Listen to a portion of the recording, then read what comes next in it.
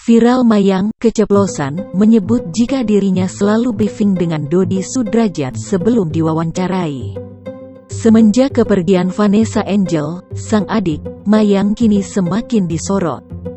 Namanya mulai disebut-sebut hingga kerap diundang menjadi bintang tamu di berbagai acara dan YouTube para artis.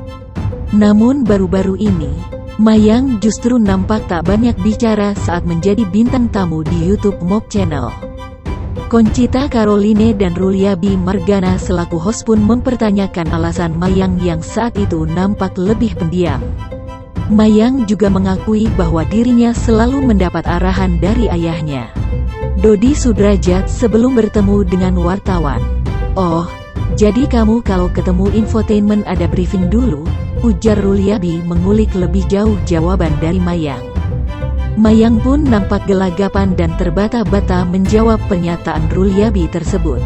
"Aku takut salah ngomong atau apa, jadi aku, dat gini-gini, gitu, konsultasi dulu," ucapnya.